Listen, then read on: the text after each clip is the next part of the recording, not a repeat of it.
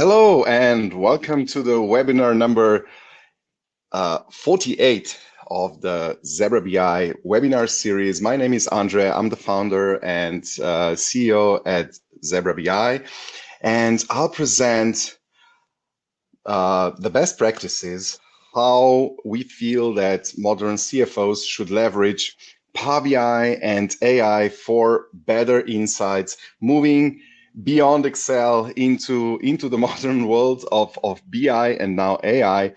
Now let me frame the problem as we see it when we work with our clients. The adoption rate of business intelligence technology is really very, very low, reported at 26%. 74% of employees feel unhappy or overwhelmed when working with data. 32% of executives believe that they can manage meaningful use of data, so less than one out of three. And maybe the last one, 41% of executives identified inaccurate decision making as the number one risk of inadequate data skills. So obviously there are issues in the use and adoption of reporting technologies, analytical tools, BI tools, AI. It's not getting adopted as maybe the market and the biggest software providers on the market would like to believe or are advertising it. So what's the problem, right? The problem is that in every company, you probably have this mix of tools and technologies. Maybe you have BI tools like Power BI, but then PowerPoint slides and Excel files live in this parallel universe to it. And even if you have modern tools where you consolidate your data and you have governed dashboards and so on, many times, or even most of the time, in majority of cases, those dashboards are not actionable enough. And this is the reason why they are not adopted, why they are not being used to the extent where they should be or even could be with technology available today. So let me try to address this topic today and give you some insights, some recommendations based on our experience on how to solve this problem, how to move forward, how to move into modern best practices in business intelligence, especially for the financial reporting. If you're a CEO, CFO, how do you do it, right? So the problem is, even if you have, reports, modernized reports, automated, are they giving the value? Are they providing actionable insights? For example, in this case, I have an example of actually a Power BI dashboard. It's a sales dashboard, and it has it actually presents all the data on sales, maybe also all the relevant data. So we see 1.8 and something million in sales and profit and so on. But if you look at this dashboard as a CFO or an executive, right? I mean, do you get your answer? Is my sales performance good or bad? If I'm responsible for those KPIs here, right? Do I understand, is this good or bad? All right. It's impossible to answer this question, right? Even though I have all the breakdowns by geography and I have all the charts and so on, this is a very basic question. Is my sales performance good or bad? I don't have the answer here, right? Why? Because I don't know if this sales is, is this on plan or under plan? Is it growing from last year and so on? The context is missing. I don't see any variances. This dashboard is not guiding my attention to the areas where an action should be performed, right? That is why it's not actionable, right? So how good, how bad? Are we 15% below the plan, or are we like 20% above it, and so on. What are the growth rates, where, and so on. So I'm not getting those answers, so I don't understand why is my performance like good or bad. And ultimately, the ultimate question, right, what are we going to do about it, right? So where's the action? Where should I act? So even though you may have technologies like Power BI or Fabric or other modern BI tools, this does not mean that you're already there, and or you're already at the place where your whole organization um, will benefit from those insights. And this technology will help you and your colleagues mm, just drive better decisions, better actions, action plans, right? So, and this is now a problem because if you look at any of those dashboards, you might have dashboards in sales and in marketing and in operations and so on. Each of those looks different with different charts and colors and so on. It's really a wild world already inside maybe just one BI tool. But then you add your spreadsheets, which are basically a parallel universe next to the official BI worlds, especially for finance, right? Because the finance department is actually the last, is typically even the last that really transitions from, for example, Excel into tools like Power BI or Fabric and so on. So there's this parallel world of Excel files with its own um, its own version of truth and version of data and so on. And in the end, it's actually quite a mess in many a company.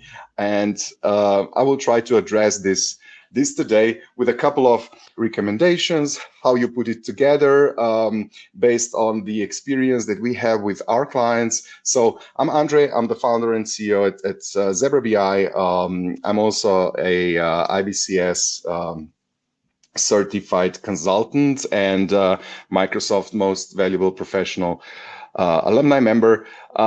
With me today, I also have our lead consultant, Thielen Barberich, with vast experience in financial reporting. He used to be an FP&A manager, and then later on a consultant at KPMG. So has a wealth of experience. So we prepared a couple of examples today in addressing this, how you should go about it, how you should leverage tools like Power BI, Fabric, and AI, right? Today already, to just cut through this, cut through those issues and try to build a modern data-driven ecosystem, really, with people onboarded on it. It's highly automated and so on. So we'll be talking about leveraging Power BI, especially for financial reporting. We will take a look at how AI technology today can help you build this self-service analytics environment in your company, so that people will actually start talking to data and using AI technologies to get to the insights and plan the actions, and how you can make all of that really just like bend it in a way that it will serve for proper decision making in your company, and in the end will return actually to Excel and PowerPoint and see, all right, is there still space for Excel and PowerPoint? Because of course we believe there is. It's not dying, right? But there are certain modern best practices how you can use it in a way that you have single source of truth and all that. All right. This is being recorded, so we will share the recording afterwards. We'll also share a lot of materials to follow up. But let's start with Power BI. So why do you need to bring financial reporting to Power BI? So maybe a fun fact, 97% of Fortune 500 companies are using Power BI today. So that's like almost everyone, right? Um, And of course, there are good reasons for it, good reasons for that. But it just tells you this is market standard. It's probably the best BI tool in the market today. Has been for a couple of years, and it's just basically increasing the market share, adding functionality. It's price effective compared to other tools. So that's why it's also positioned as a leader in the Gartner Magic Quadrant for analysis and BI platforms. Has been for a couple of years now, and just basically increasing the leadership towards the competitors, right? But all right, these are just some market facts here, but it really is the tool that will help you automate, solve the automation also in financial reporting. It solves the governance problem: who has access to what, how do you manage your reports, make sure that you get to a single source of truth, so you have one point, central point where your data is stored, not multiple versions and outdated versions residing in Excel files and God knows where. So basically, you have one central point, and then you link everything to the same data that is refreshed in a governed schedule, and so on. You have full control over that, and then it also, of course, enables you to unlock, the insights, get to actionable insights, and then link it to Office, to Excel, to PowerPoint, and so on. Again, from one single place. So that's why Power BI is really made for business intelligence. So let me show you just one example. So this would be one typical example how our clients, like Nestle, Mars, Microsoft, and others, mobile providers, banks, and so on, are using Power BI, right? So this would be one typical example in finance, having all the KPIs like consolidated in one place. So we are looking at the EBITDA right now, and you have your typical reporting structure here with your month-to-date performance, right? So what's my performance now in September, for example? It's like this. So we are in the green here. We understand the contribution of each business unit to this result, and so on, and it's green, so it's all good. Then you have the year to date right next to it, and then you can bring your forecasts in, so that you control, that you also have this look into the future, comparing the forecast for the full year until the end of the year, compare it with your full year plan. So basically, the three important time segments that you need to control as a CFO. And then, of course, so time trends, and maybe hopefully also some commentary that your team is gathering and inputting directly into the same system, right? Into basically the database where the data is, so that you basically combine all the quantitative data along with qualitative commentary and annotations all into one system on a central place, and then allow all the users to access it in a very, very user-friendly way, right? And then, all right, then you can click on the next KPI. How's our EBIT? Well, here it's something is in red, right? So September was actually in the red here, but mostly because of this business unit, and to some extent also these two, right? But in terms of year to date, we are still okay, and the forecast is even better for the rest of the year. So maybe we should not worry yet here. Looks good, but again, commentary and so on. So it's a simple way of accessing all the relevant information on one place. Of course, in order to do this, you need to load your data into Power BI, prepare it, massage it a little bit, make sure you have all the KPIs, you have the plan, you merge all of this together. So I'll share some recommendations, what you need to do in order to pull all this off. Also, bring your forecasts in, not just data for the past, looking always into the past. You need to look into the future, which means that you need to bring your forecasts, your estimations, latest estimations, probably multiple versions of forecasts and so on into the same basically database analytical solution, have it available in your dashboards, and also the commentary, right? What we are seeing right here are actually Zebra BI visuals. Why this is important? Because and also the reason why financial reporting is not so much or covered so well in Power BI, because of course those KPIs have financial reporting is a bit harder to do actually than just regular sales reporting, sales dashboards, right? Because you have different types of KPIs. Some have some are like favorable, some are unfavorable, have different effects on the end results of the company and so on. So you need to control this. So that's why we have developed Zebra BI visuals to make sure that you have all the variances and everything inside, and you can properly model your KPIs and display them in intuitive way to your users.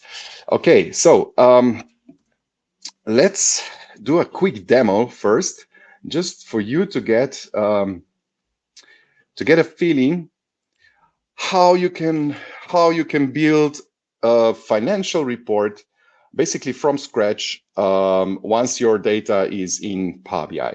All right. So let me just present this report. So this would be another very typical, like classic template for presenting financial statements. So we have the P&Ls here, we have a balance sheet, we have a cash flow, all gathered in one single report here. And as you see, you have the whole account structure here in your rows, where you can of course drill into the details, and of course you can have many levels of your accounts here. These are income statement accounts, but for each account,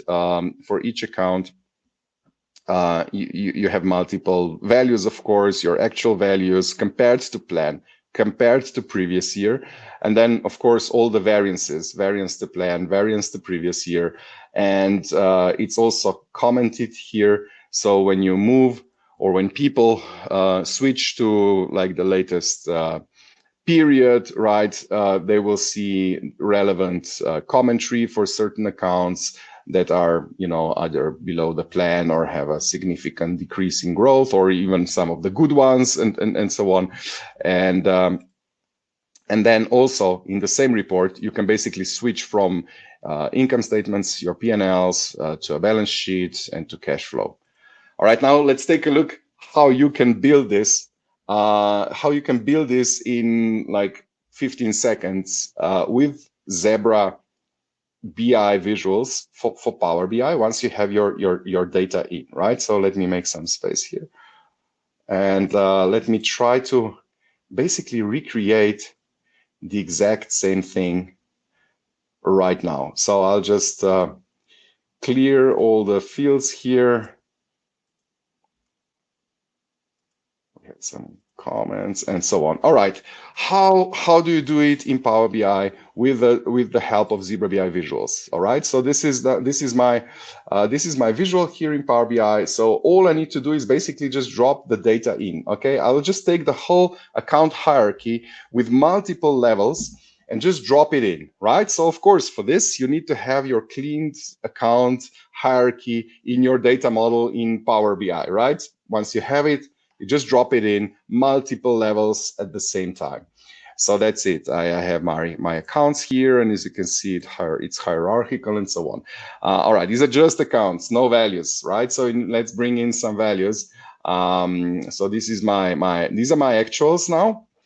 And you already see you get a kind of a waterfall chart, but of course we now have certain costs, right? They should be subtracted from the revenue, right? And this is now these are the little twists and turns and issues with financial reporting, where you have basically a mix of KPIs here. Some of them are good, some of them are bad, have a positive effect on the end result, and some of them are negative effect. So you need to model this. And the best practice today in Power BI is that you actually mark those accounts already beforehand in the model, so that Power BI knows what is kind of the type of this account. And I actually have this here somewhere, and I will just bring it in. So that's why Zebra BI visuals have several helping fields, placeholders here. And let's just bring my category class here.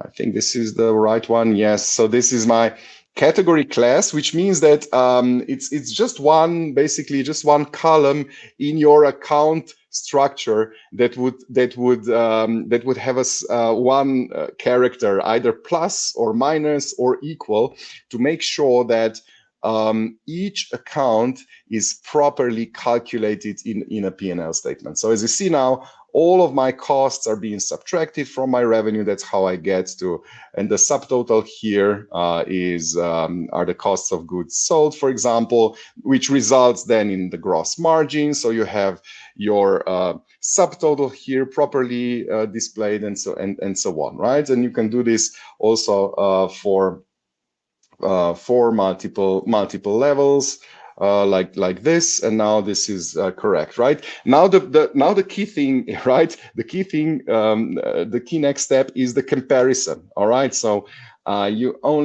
people can only understand the data if they have the right comparison, the right benchmark. So let's compare this to previous year. So basically, I'll just just click here. So you see, I added my previous year value, and what the visual did, it automatically calculated all the variances, right? And because the visual now knows that certain accounts are costs, for example, it will also correctly display the color. So the service and other costs are now above the budget, and that's not good, right? So that's why this variance here is red. Okay, so it's very simple, but the visuals have all of these features basically built in. They're just available out of the box. So you get absolute variances, relative variances. You can add your own formulas, like calculate what's now the gross margin percent, and now you have it like gross margin percent for September. So the actuals, and the previous year was like this, which means it's exactly 1.4 percentage points, and so on. So the visual understands if it's percentage, it needs to be percentage points, and all the little details like that are actually very hard to model in Power BI and brought together in a single visual, right? So, but with a combination Zebra BI visuals plus Power BI, you basically get all this out of the box. And then basically the last step here would be, okay, now you can also, of course, bring the plan in. So let's bring the plan in. So you can bring the plan. Now you have multiple fields here. You can have multiple views. You can have just your standard table view, but then, for certain columns, you can change the design, have it like this, or display the variance with this like a lollipop chart, or display the absolute variance as like this, or even as a waterfall chart. So basically it just takes a couple of clicks to visualize the most important information. You can also visualize like the structure, the actual values, maybe in a waterfall chart like I had before, right? So you have complete control in a couple of clicks, basically create this report. And now, because I have all of my accounts, not just for P&L, but basically also for balance sheets and for cash flow, right? I just got 3 financial reports for free just by modeling one one financial solution, right? So in order for this to work, of course, you need to merge all the accounts and have like a just maybe an additional field that will tell you, all right, these accounts here are P&L accounts, and these accounts, like, my assets and liabilities and so on, of course, belong to balance sheet. So, but it's relatively easy to merge all this together in Power BI and just deliver one consolidated financial report, just in basically in one go for everyone, and then of course share it with everyone. The last step, commentary, right? So now, of course, what's going on here with my operating expenses? Maybe we should do something here. Let me go back to my to my first design here. So of course, if you also now have comments somewhere in your system, you can bring them in. That's why Zebra BI visuals have an additional field or placeholder for the comments. So you can basically just bring your commentary. I think I need maybe this one. Let's cross all the voila, boom. Okay, so now the text commentary, little annotations that somebody, of course, prepared or typed in before, are merged into my report with just one go, and it's linked to each account, right? So now I understand. All right, so we're doing something right with our revenue here, and here I have actually a little dot, meaning, all right, I actually have more comments on the lower level, right? One level below, so you can have this commentary across several levels. And I think the record holder out of all the clients that we have, I think one of them has 14 levels of this hierarchy, right? So that's probably too much. I'm quite sure it's too much. It's maybe even not so user friendly anymore if you go too far. But yeah, it's definitely possible to comment on several levels and so on. And that's done. And then if you want to add something in addition. Let's say the commentary here for the maybe for the service and other costs, right? You can simply just use the built-in function. Use the built-in function, take a comment, and just place it anywhere. So let's do it maybe here. Boom, and now you just add your comment here.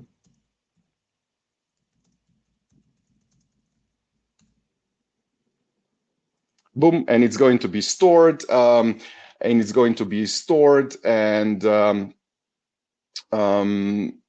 can close this now, and it'll stick to the right account, stick to the right month automatically, just in one go.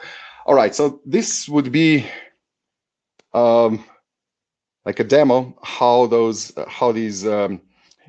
financial reporting in Power BI, at least according to our vision, should work, should look like. Of course, for this you need to bring in your data, bring your data into Power BI, into one data model on in one location, just centrally, and then reuse it everywhere in Power BI. And then also you can reuse it in Excel, because you can connect to Excel with pivot tables directly to this model, right? And then refresh that data. You can embed it in PowerPoint and so on, right? Maybe with one more next step would be something like this. All right. Now you can try to do also some benchmarking. So this is an example. That we built based on the publicly available P&L data or financial data from different industries. So we have Coca-Cola here and Pepsi, and all the major companies that are like publicly listed with available financial statements on a quarterly basis. So we just loaded everything in, and then if you have if you have maybe also the data on your competitors, then you can do something like this. Of course, you can check it for every company, but you can also start comparing, start benchmarking yourself against your peers in your industry or competitors and so on. So for example, you can just put multiple P&Ls as groups in this table, which is again a feature that Zebra BI will allow you, right? Have several groups, and then you can just compare, right? You know, like the revenue and so on, but so much more revenue here, but you know, different gross margins, and you can then compare your gross margin to your competitor, and you know, EBITDA margins and net income, and so on and so on. So it's another way how to use even outside data and bring it into your solution.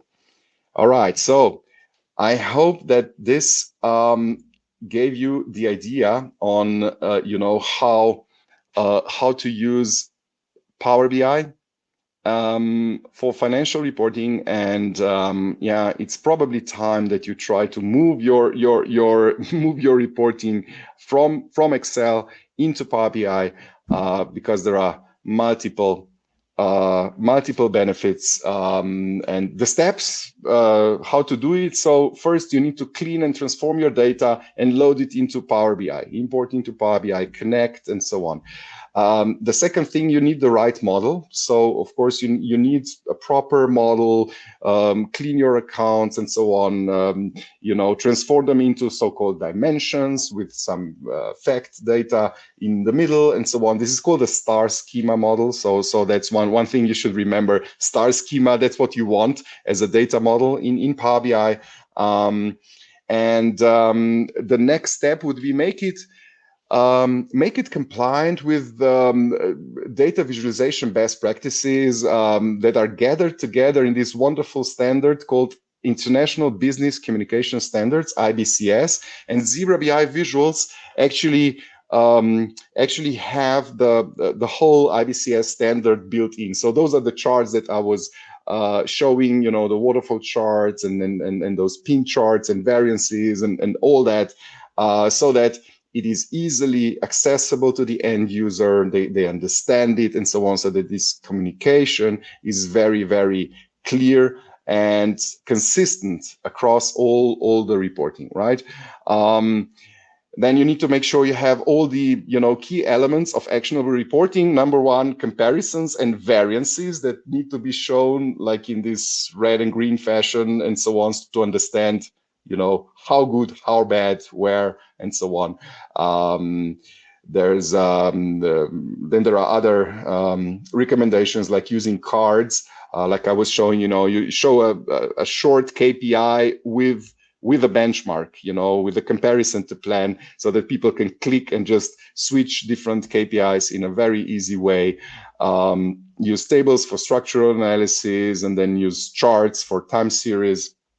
Right, and include commentary or annotations for this storytelling. Merge all this together, and yeah, and that's how you create your Power BI reports. And of course, you start with maybe one report, put it in, and then slowly start to increase the adoption, bring more reports in, consolidate things, and then in the end, hopefully, you will get to this transformative stage where Power BI is your central system for everything. All right.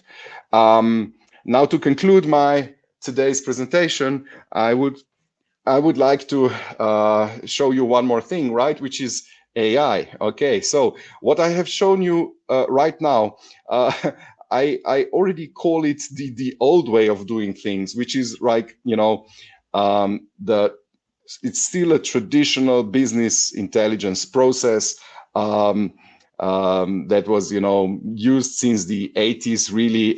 So you do your ETL, transform, extract, load your data into systems, do the data modeling, and so on. In Power BI, of course, you need to know the language called DAX to model your measures, your KPIs, calculations, and so on. Do the dashboard planning, and then visualize the data with different visuals and so on. And now And this typically takes time, right? It can take 1 month, or it can take 12 months or even more, right? And the new way is by using AI, okay, where you can actually condense all this into 7 seconds, right? So let me try to do this in a short demo. Like, whoa, sorry for the groovy effect right there, but Zebra AI. All right. If you go to zebraai.com, zebraai.com, I will share all the links right after this. You can log in here and you will get into the Zebra AI application, which is really the agent that helps you transform your data, your raw data, into actionable dashboards as I was presenting them a few minutes ago. Let me just run a short demo. So I'll just throw in an Excel file with some sales data, and voila, this is the data. It's now being loaded, and now the AI agent is working on the data, trying to understand what does this data come from. Where does this data come from? Is it, voila, now it's doing its magic. So trying to figure out what's the domain. It's the sales domain, likely about the performance of fashion retail chain across something, and so on. 7 seconds, that's it, right? And now, of course, it will load the data, it will clean the data, it will build the whole model, calculate all the variances and everything, plan the dashboard, select the charts, and do everything that I was talking about, basically in 7 seconds in memory, and spit out a dashboard. This dashboard already also has, the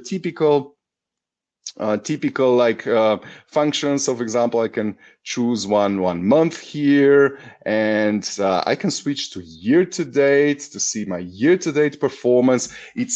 Everything is already there. So the AI generated the whole dashboard, charts, slicers, and so on. Let's update this text, and it also analyzed exactly what's going on here, and provided me with some guidance. Right, we need to revitalize women's category sales to combat this decline here.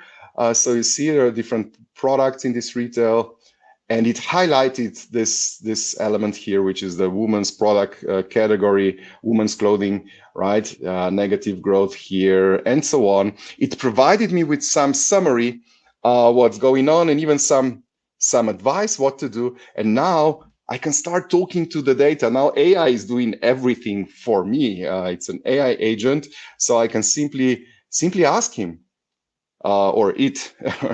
All right, what's going on with the women's clothing? Let's see. So why is women's category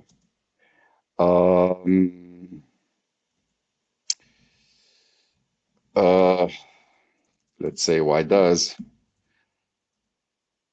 women's category have negative growth versus previous year? So basically just talk to data, which is the the most natural user experience for people, right? That's why AI technology is so transformative, because it also solves the user experience issues, especially in data analytics and so on, and voila.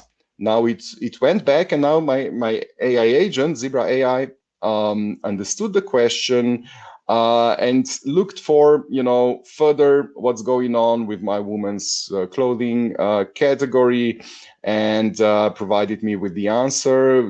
Did a further breakdown here, and so on, right? And you can even like add something else, like break it down by, I'm not sure what I have. Maybe I have some state, or maybe it's a city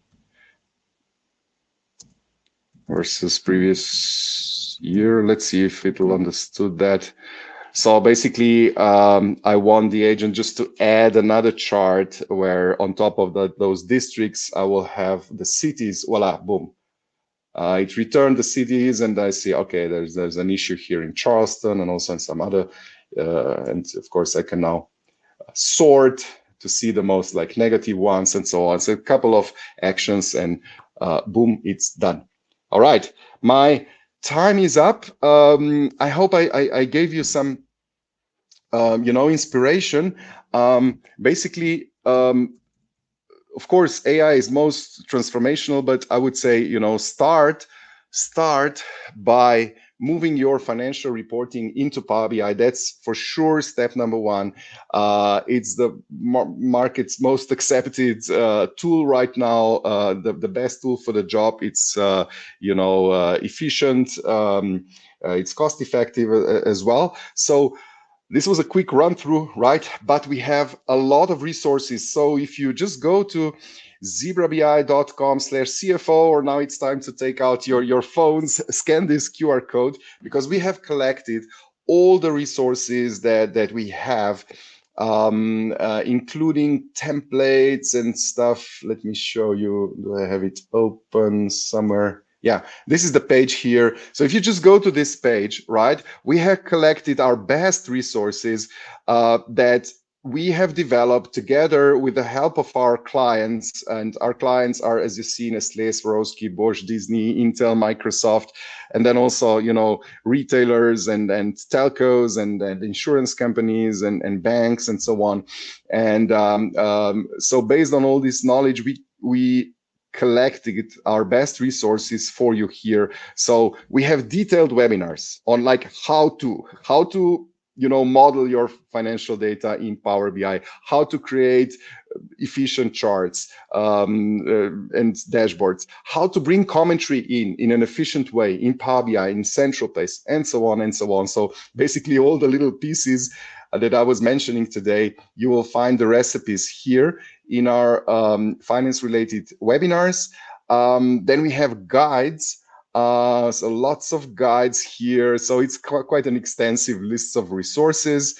And some general resources. I would maybe pick this one, Zebra BI Academy, which is a free course on using Power BI for efficient data analysis. All right, and as mentioned, go to Zebra AI here, like here, and just try it out. Thank you so much for your attention. I hope this was useful, and if interested, for sure, go here. Just forgot, right? There's an option. If you're really interested in the topic. Very happy to jump on a demo. Just request a personalized demo right here, and somebody from our team will follow up with you, and we'll do a personalized session with our experts, trying to understand your maybe challenges and so on, and provide more details on an individual more individual level.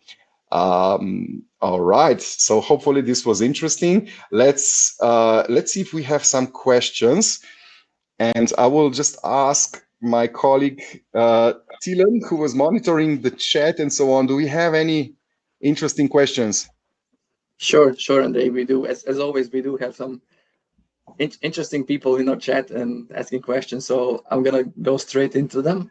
Some of them are a bit technical, but I will go I will filter them as most upvotes that they received. So first one will be, and I'll share it on the screen from Nisha. Sorry, I'm not sure if it's a he or she, but Nisha is asking, is it possible for end users to add comments? I think this was posted in the time when you were showing the Power BI report. Yep. So if you can. Yeah, good, great question. So the answer is yes, but there are some limitations. So in Power BI, so you saw me just enter the comment directly in the visual, and this comment is being stored and stored, and then it's shared with other users, right? And everyone can do it. However, they need to have the permissions to edit the report, right? So you need to give them permission so that they can edit the report, because it needs to be stored basically on the report level, right? So they need this permission, right? For now, this is the solution. It works nicely, but you need to give those people who will comment the edit permission, right? In the future, we are now working actually with Microsoft to enable even the users who don't have this permission. So basically just the viewers, right? Because in an ideal case, you want maybe some more governance. You want to make sure that, the other users will not mess with your beautiful reports. So we are working on a technology where we'll be able to allow end users to add the comments, even though they are not, they don't have the edit right. So basically just regular users, or, your FPA people, your analysts, whoever is responsible for commentary, or, to give those inputs in. We are working on it together with Microsoft. Right now, it's simply not possible in Power BI, but hopefully we will get a technology where we'll be able to do it. It will involve some write back, the so-called write back, and the comments will be stored back to the original database, or somewhere in Power BI or in your Fabric. Yeah, great. So stay connected with us, and or ask us when is it coming out. I cannot promise any ETAs right now, but it's coming. Definitely. I saw some familiar names in the chat, so this means that people like to stick around, because each time I hope they learn something new and they find something beneficial for them. So the next question, another one from the Power BI, it's coming from Rene. He thinks that it will be useful to see how to build an account hierarchy structure, to build a Power BI model. You showed it how easy it is to visualize it, but what's really in the background? Is it complex? Is it something that everyone can do? If you address that. Yes.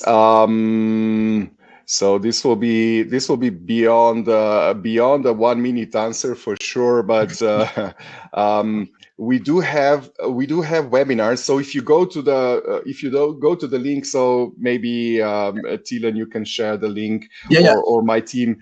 If you go to the link, you will find a webinar that addresses this problem. So we have like a cookbook recipe how you do it.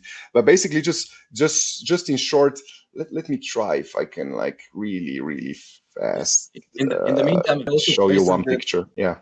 The link to templates. You also have the templates where are PBX files with the data modeling, full data model in it. You can find inspiration, see how it's built, how to do it.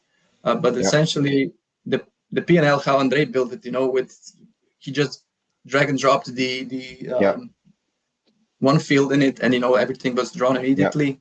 That's a new feature. And but the structure of accounts, I mean, in the end, it's nothing complicated, right? So now I'm sharing you actually the table of the whole account that contains the whole account hierarchy, right? So you have many levels of your accounts. So, and this one is basically, I just have 2 levels here. It's a simplified demo right here. So I have the account, the lowest level, and then I have the account group, right? Now in reality, you have probably 3, 4, 5 levels, right? From your top aggregation to the line item. But basically, it's just the name of your account. Okay, some revenue, and then I have some types of revenue: product revenue, service revenue, cost of service, cost of goods sold, with some product cost, and then the service and other costs, and whatever you have in your costs of goods sold. Right. So basically, you need to put it in this multi-column form. Right, that's one thing. So the name for the group, the name for the account. also, then you need to bring your IDs in, right? So your account ID and your account group ID. And the best practice here is that the account ID, the number, it needs to be unique. And it helps enormously if it also indicates the correct sorting, right? The way you want to see it in the report, that's how you should like label it. This is it. And now you can have your P&L accounts. So maybe up to here, it's my P&L. And then you can merge it, and then you can just continue, and then you have your assets and liabilities, but then you add another field which actually just marks if this is like, what kind of report type is it? Is it is a P&L? Is it the balance sheet? Is it cash flow, basically? So that's how you can do the switching between them in the same report, which is something that we highly recommend. And then I even have the account subgroup. So I actually have 3 levels here. And then this last thing, if you want Zebra BI to also automatically detect, oh, these are actually costs, they should be subtracted, you just add another field. And can I zoom into this? Yes, I can. Just add a minus, right, in another for each account, right? If it needs to be subtracted, or if it's a subtotal somewhere that needs to be calculated as an intermediate result, you just put equal sign. That's it. So basically, that's it, right? Yep. Yeah, it's Right. easy. I can tell it to you. Cool. Andre, maybe one more question on AI, and then I guess we're good with time. Actually, Bob was asking, will we ever offer an AI tool as an offline model so that we may educate it for special circumstances like seasonality, various hierarchies, etc. Something that really customizes the model or the tool to a particular customer. So the answer is, I believe this will be possible. Right now, it's just not efficient enough because all the models that are available for offline, I mean, it's possible they are available. There are a couple of them, like Llama from Meta, and the DeepSeek, if you want to go, the Chinese way, and so on. There are models that are available offline. However, they are still not as efficient as the mainstream really big models like GPT-4 and similar, or Gemini and so on, 2.5 and so on. Those models are much more much smarter. The reasoning is much better. So even if you try to fine-tune certain smaller problems, smaller models, you will not get on par with the reasoning level of the top biggest models right there. So I think it's not really going to solve this, like education is probably not going to solve your problem. There are other solutions that will address this. For example, we will add many things to our Zebra AI agent, the ability for users to add like unstructured data. I just showed you how it works with like your data set, you drop it in, you get a dashboard. Now imagine that you can also like drop additional documents like some PDFs or some slides from before, where you already have maybe some commentary or maybe even some outside data that will just provide the context to your internal data, right? And then if the AI agent is able to link this together, it will be much smarter to understand more things. So this is the direction that we are going. And the second direction that we are going, we are bringing Zebra AI into Fabric, which also will give you additional level of security and so on, because it will run as a workload in your Fabric tenant, not leave the, so basically everything will be in Microsoft Fabric. So that's another project we are working on right now with Microsoft, and it's also coming in the next few months. Yeah, so everyone who's into Power BI, I guess you heard a lot about Fabric in last couple of months, maybe even years. So yeah, stay tuned to find more.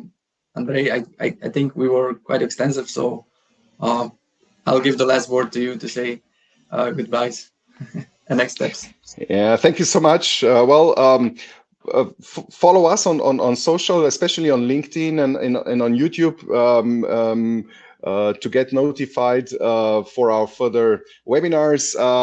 Yeah, we are already planning deep dive sessions on Fabric, on AI, on reporting. So you will hear from us again. If this was interesting, get in contact with us and use the link that I shared. Yeah, just request a live demo, so we can chat directly if this was interesting. Thank you so much for your attention. Hope to see you in our next webinar. Cheers.